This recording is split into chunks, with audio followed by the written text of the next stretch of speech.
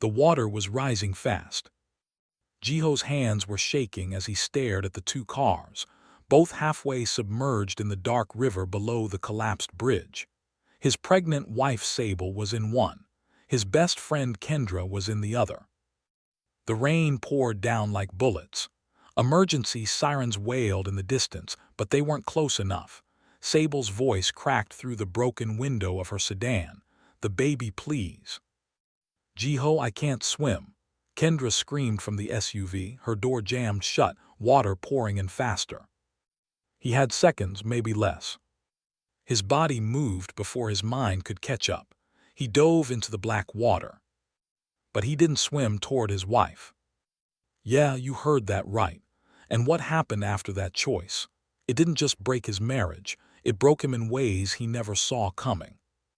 Let me take you back to where this whole mess started, because Sable and Jiho, they weren't supposed to end like this. 2 years earlier, Sable Washington was convinced she'd never fall in love. At 28, she'd built her entire life around her bakery in Portland, Oregon. Sable's sweet spot was her baby, her dream, her everything. She worked 16-hour days, perfecting recipes, managing staff, and building a reputation that had food bloggers calling her the queen of fusion desserts. She didn't have time for dadding, especially not after her last relationship ended with her ex stealing $3,000 and her grandma's ring. "Girl, you need to get out more," her cousin Bria said one Saturday morning, leaning against the bakery counter. "All you do is work. You're gonna turn into a croissant." Sable laughed, piping cream into a batch of chocolate eclairs. "Bria, I'm good. Men are distractions. This bakery is my focus." MMHMM. That's what they all say. Then they meet the right one and lose their whole mind. Sable rolled her eyes. "Not me. I'm different." Famous last words. That afternoon, a man walked into her bakery. Tall, dark hair swept back, sharp jawline, and when he smiled, Sable felt something she hadn't felt in years. "Butterflies." "Hi," he said, his voice carrying a slight accent. "I heard this place has the best honey butter cake in Portland." Sable blinked. "You heard correctly. Do you want a slice or the whole cake?" "Whole cake," he said without hesitation. "It's for my mother, her birthday." There was something about the way he said mother with such warmth that made Sable smile. "Your mom raised you right. What's her name? I'll write it on the box." "Minhee, and I'm Jiho Kang." "Sable Washington, owner, head baker, and apparently your new favorite person." Jiho laughed, a real genuine laugh that crinkled the corners of his eyes. "Confidence, I like that." Over the next few weeks, Jiho became a regular. He'd come in every Thursday, always ordering something different: matcha cookies, red velvet cupcakes, lemon tarts. "Are you trying to taste the whole menu or what?" Sable asked one day, amused. Jiho leaned on the counter. "Maybe I just like the baker." Sable's heart did a little flip. "That's bold." "I'm a bold guy," Jiho said. "Have dinner with me, just once. If you hate it, never ask again." She should have said no. She had inventory to do, a new menu to plan, a business to run. But instead she said, "Okay, one dinner." That one dinner turned into 2, then 5, then a year of the kind of love Sable had only seen in movies. Jiho was a structural engineer, thoughtful and patient, with a dry sense of humor that balanced Sable's fiery personality. He understood her ambition because he had his own. He never made her feel like she had to choose between him and her dreams. "You're different from anyone I've ever met," Sable told him one night, curled up on his couch after a long day. "Different good or different bad?" Jiho asked, running his fingers through her hair. He kissed her forehead. "You make me want to be better, Sable. You make me believe in things I stopped believing in." 6 months later he proposed. She said yes without hesitation. But every love story has a complication, and Jiho's came in the form of Kendra Ashford. Kendra had been Jiho's best friend since college. They met in a physics class, bonded over terrible cafeteria food, and stayed close ever since. She was loud, funny, spontaneous, and everything Jiho wasn't. She worked in marketing, traveled constantly, and treated life like one big adventure. When Jiho introduced Kendra to Sable, things were polite. "So you're the famous Sable," Kendra said, shaking her hand a little too firmly. "Jiho talks about you nonstop. Sable this, Sable that. I was starting to think he made you up." Sable smiled. "All good things, I hope." "Mostly," Kendra said with a wink that didn't quite reach her eyes. At first, Sable tried. She really did. She invited Kendra to girls' nights, tried to build a friendship. But there was always this tension, like Kendra was testing her, measuring her. "She doesn't like me," Sable told Jiho one night after a particularly awkward group dinner. "That's not true," Jiho said, though his tone wasn't convincing. "Kendra's just protective. She'll warm up." "Jiho, she literally said my bakery was cute in that tone people use when they mean the opposite." "She didn't mean it like that." "How do you know?" "Because I know Kendra," Jiho said, a little defensive. "She's been my friend for 10 years. Sable bit her tongue. She didn't want to be that woman, the one who made her man choose between her and his friends. But Kendra made it hard. She'd call Jiho at odd hours, show up at their apartment unannounced, make inside jokes that deliberately excluded Sable, and Jiho, he didn't see it, or maybe he didn't want to. 'She's harmless,' he'd say whenever Sable brought it up. But Sable's gut told her differently. Things shifted when Sable got pregnant. She found out on a random Tuesday, staring at 3 positive pregnancy tests in her bakery bathroom. She was terrified and thrilled and completely overwhelmed. When she told Jiho that night, he cried. Actually, I cried. "We're having a," whispered, hands trembling as he touched her still flat stomach. "We're having a baby," Sable confirmed, tears streaming down her own face. "I'm gonna be a dad. Sable, I'm gonna be a dad." They held each other for what felt like hours, dreaming about the future, about tiny shoes and bedtime stories, and a love that would outlast them both. Sable thought the pregnancy would bring them closer, and it did. But it also brought Kendra closer too. Suddenly, Kendra was always around, offering advice Sable didn't ask for, buying baby clothes without consulting her, calling herself Auntie Kendra before the baby was even born. "She's just excited," Jiho said when Sable complained. "She doesn't have siblings. This is new for her." "It's new for us too, Jiho, but she's acting like it's her baby." "You're being dramatic." Those 3 words hung in the air like poison. Sable repeated slowly. "I'm 7 months pregnant, hormonal, exhausted. And trying to run a business while your best friend acts like I'm an obstacle between her and our child. But sure, I'm dramatic." Jiho sighed. "I didn't mean it like that." "Then how did you mean it?" He didn't answer, and that silence said everything. The tension came to a head 2 weeks before the accident. Kendra threw a surprise baby shower, without telling Sable. Sable came home from the bakery, swollen feet aching, to find her apartment full of people she barely knew, decorations she didn't pick, and Kendra playing hostess like it was her event.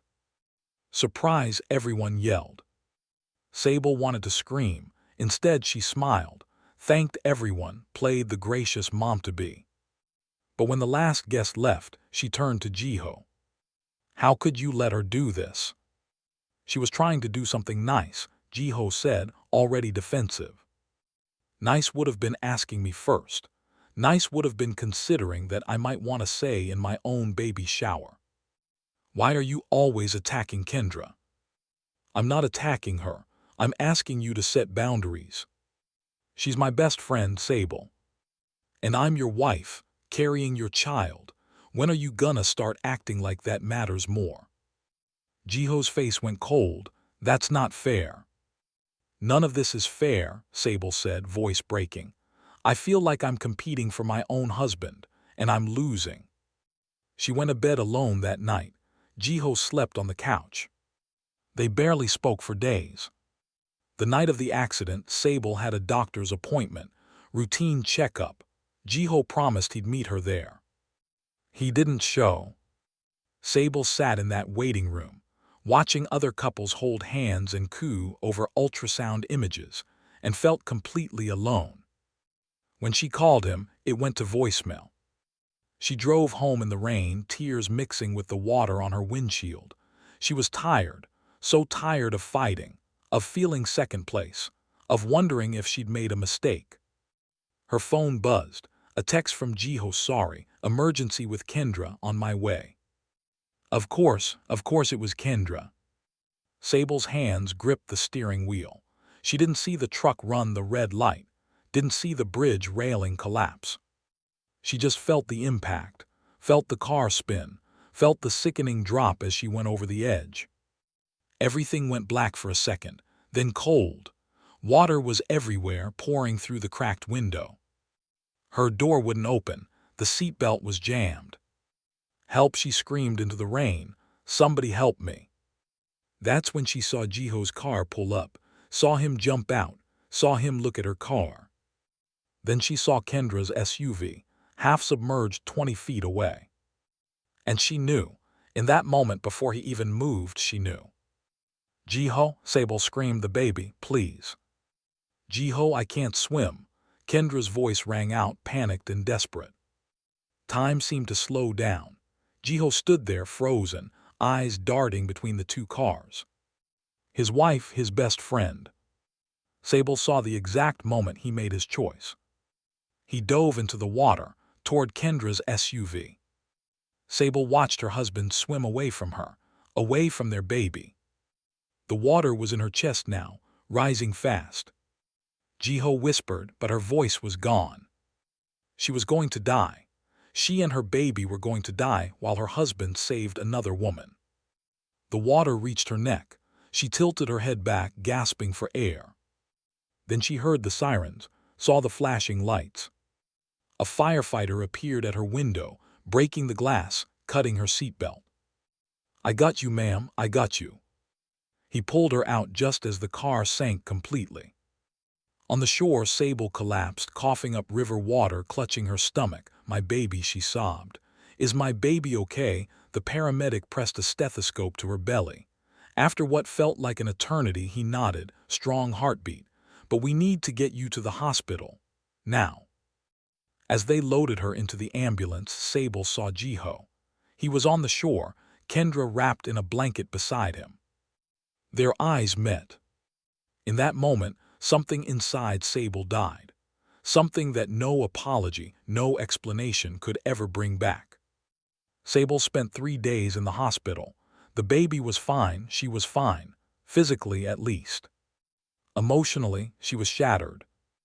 Jiho came to see her that first night. He looked wrecked, eyes red, hair a mess. Sable, he started, voice hoarse, I'm so sorry. Get out, she said quietly. Please let me explain. I panicked, I didn't think so. Kendra was screaming. You chose her, Sable said, finally looking at him. I was drowning, pregnant with your child, and you chose her. The firefighters were almost there, I saw them. You didn't know that when you jumped. Jiho's face crumpled. I made a mistake, the worst mistake of my life, but please don't.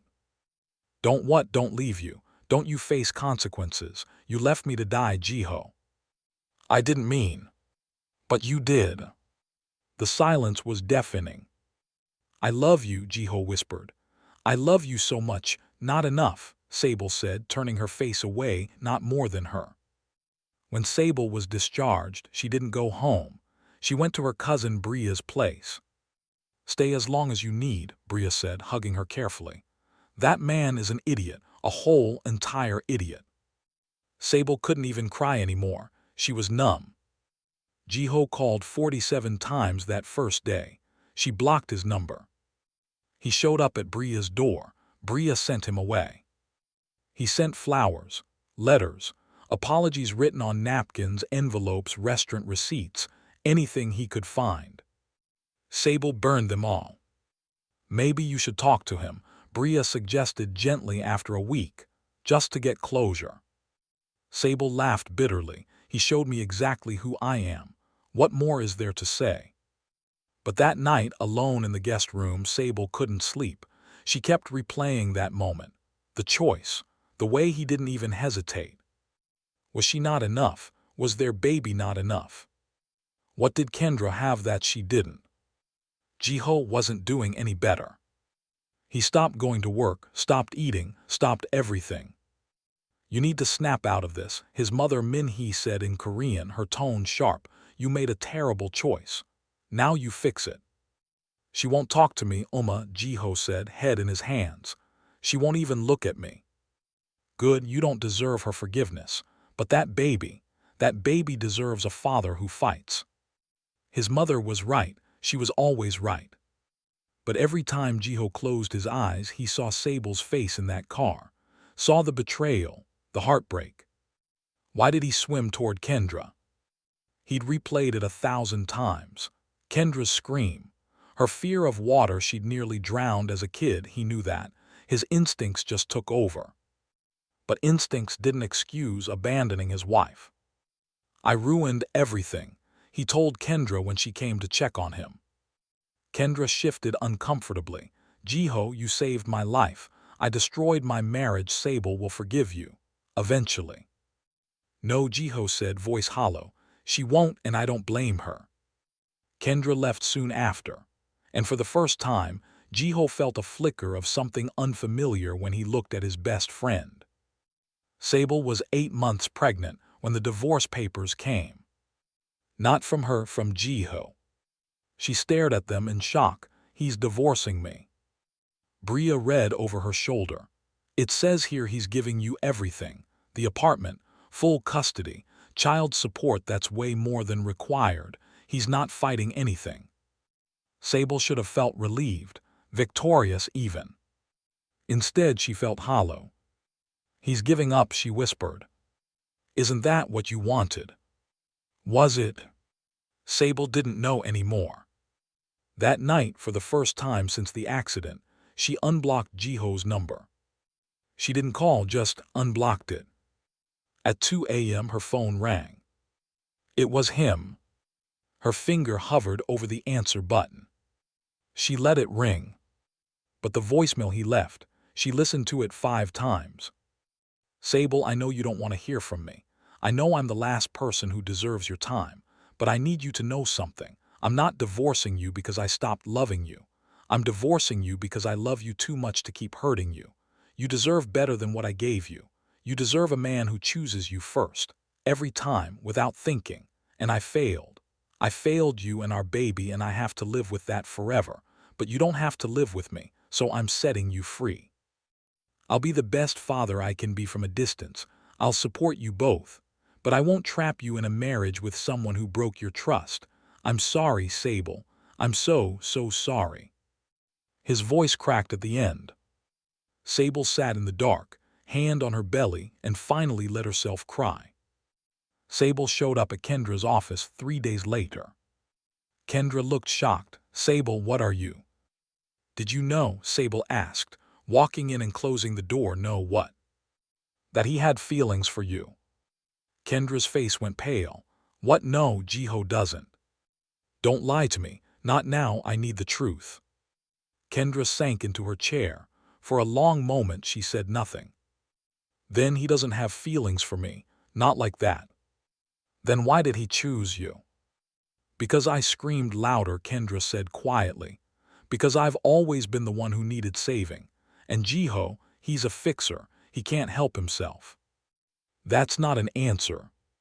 It's the only one I have. Kendra looked up, and for the first time, Sable saw genuine remorse. I never meant for any of this to happen. I thought if I stayed close enough, maybe one day he'd see me differently. But he never did. He only ever saw you. Sable's breath caught. You're in love with him. I was, Kendra admitted. For years, but it didn't matter because he was never in love with me. And watching you two together, it killed me. So yeah, maybe I didn't make things easy. Maybe I pushed boundaries, but I never wanted this. I never wanted you to get hurt. But I did. I know, and I'm sorry, truly. Sable studied her, saw the truth in her eyes. He's divorcing me, Sable said. Kendra's eyes widened. What? Give me everything. Full custody. He's walking away. That's not what he should do. He loves you, Sable. Not enough. No, Kendra said firmly, too much. He's punishing himself. That's what he does when he thinks he's failed someone. He disappears. Sable hadn't thought of it that way. What should I do? She asked, adding how small her voice sounded. Kendra stood up. Ask yourself if you still love him, not the version of him from that night, but the man you married, the one who made you laugh and supported your dreams and cried when you told him about the baby. If that man is still worth fighting for, then fight. But if he's not, sign those papers and don't look back. Sable called Jiho for the first time in 2 months. Hello, his voice was rough, like he'd been crying or hadn't slept. Probably both. It's me, Sable said. Silence, then Sable. I got the papers. I understand if you want to sign them. I'll make everything as easy as. I'm not signing them, Sable interrupted. You're not. No, but I'm not staying married to you either. Not like this. I don't understand. Meet me tomorrow, 2 p.m. at the bakery. We need to talk. She hung up before he could respond. Jiho showed up 15 minutes early. Sable was already there, sitting at one of the small tables in the corner. Her belly was huge now, stretching against her sweater. Hi, Jiho said quietly, standing awkwardly by the door. Sit. He sat. For a moment, neither of them spoke. You look tired, Sable finally said. So do you. I'm growing a human. What's your excuse? A ghost of a smile crossed Jiho's face. Sable didn't smile back. Why did you send the divorce papers? She asked. Jiho took a breath. Because you deserve better than me. That's not your decision to make. Sable, I left you to die. I know what you did, she said sharply. I was there, remember. I don't need you to keep reminding me. Jiho flinched. I asked you here because I need answers, Sable continued. Real ones, not guilt, not self-pity, the truth. Okay, Jiho said, ask me anything. Why, Kendra? He closed his eyes. She screamed first. She sounded terrified. And I knew she couldn't swim. She nearly drowned when she was 9. It's one of her biggest fears. And my brain didn't think. I just reacted. You didn't think about me, about our baby. I did, I swear I did. But in that moment, I heard her fear and I just moved. And by the time I realized what I'd done, the firefighters were already pulling you out, and his voice broke. I've never hated myself more than I did in that moment. Sable's eyes burned with unshed tears. Do you love her? No, Jiho said immediately, not like that, never like that. Then why does it always feel like I'm competing with her? Because I'm an idiot, Jiho said, voice raw. Because I didn't set boundaries. Because I thought I could keep everyone happy and I ended up hurting the person I love most. I don't believe you. What? I don't believe I'm the person you love most, because people protect what they love, and you didn't protect me. The truth of it hung between them like a blade. You're right, Jiho whispered, I failed you. So what now? I don't know, you didn't sign the papers, so what do you want? Sable pulled out a folded piece of paper from her purse. I want you to read this. Jiho unfolded it. It was a list. Conditions for reconciliation. 1. Complete marriage counseling, non-negotiable. 2. Kendra boundaries. No more late-night calls, no more surprise visits. She is your friend, not your priority. 3. Individual therapy for you. You need to understand why you made that choice. 4. Rebuild trust, slowly, no rushing. 5. You move out. We don't live together until I'm ready. 6. You prove, every single day, that we matter more. Jiho read it twice, then a third time. You're giving me a chance, he asked, voice breaking. I'm giving us a chance, Sable corrected. But Jiho, if you mess this up, if you cross one line, break one boundary, I'm done. No second chances, no do-overs, done. I understand. Do you? Because this isn't just about me anymore. This is about our child. I won't let them grow up watching their father put everyone else first. I won't let you down again, Jiho said, and the conviction in his voice was something Sable hadn't heard in months. Their therapist, Dr. Lorraine Hughes, was a no-nonsense black woman in her 50s who didn't let either of them hide. Jiho, you don't just have a Kendra problem, Dr. Hughes said during their third session. You have a people-pleasing problem. I don't understand, Jiho said. You've spent your whole life trying to be everything to everyone. The perfect son, the perfect friend, the perfect husband, but you can't be perfect. And when you tried, you made a catastrophic choice. Jiho sat back, absorbing that. Sable, Dr. Hughes turned to her. You have a trust problem. Of course I do, Sable said defensively. He chose someone else over me. Before that, Dr. Hughes said gently, your ex stole from you. Your father left when you were 12. You've been abandoned before. So when Jiho swam away from you, it confirmed every fear you've ever had about not being enough. Sable's breath hitched. She hadn't thought about it like that. You both brought trauma into this marriage, Dr. Hughes continued. And instead of healing it together, you let it fester. Now you have to decide, do you want to heal, or do you want to be right? Jiho started seeing his own therapist, Dr. Marcus Chen, a Korean-American psychologist who specialized in identity and cultural pressures. In Korean culture, loyalty to friends is deeply valued, Dr. Chen said, but you're navigating two cultures, American individualism and Korean collectivism. Where does your wife fit in that? She should come first, Jiho said. Should, but does she? Jiho didn't answer. You feel responsible for Kendra, Dr. Chen continued. She doesn't have family nearby. She leans on you, and you've accepted that role, but it's cost you your marriage. So what do I do? You set boundaries, and you accept that she might be hurt or angry, but her feelings are not your responsibility. That was the hardest part. Jiho met Kendra at a coffee shop 2 weeks later. I can't do this anymore, he said. Kendra looked up from her latte. Do what? Be your person, your emergency contact, your midnight crisis line. I can't. Her face fell. Jiho, what are you talking about? I almost lost my family because I put you first, and I can't do that again. I never asked you to choose me. You didn't have to, I just did, but it was wrong, and it's not fair to you either. Not fair to me. You deserve friends who don't resent you, and if I keep doing this, I will. I already kind of do.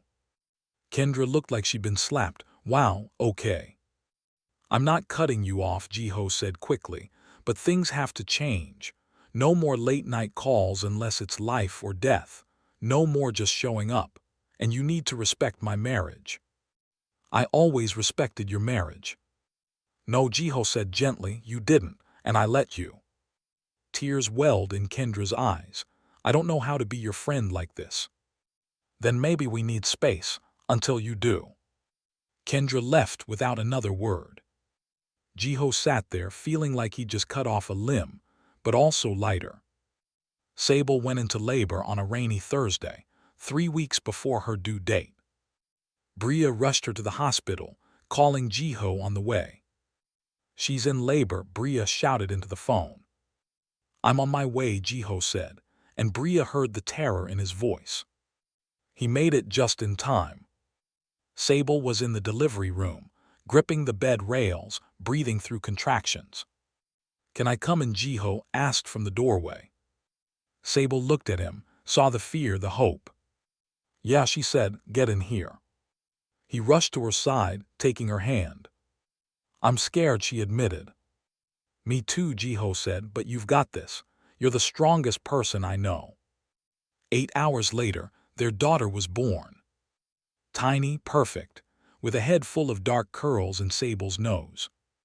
She's beautiful, Jiho whispered, tears streaming down his face. Sable, she's perfect.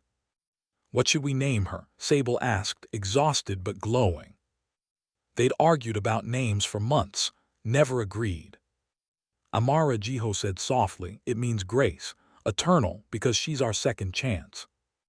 After your mom, she's been calling and checking on me every day, even when I didn't want to talk.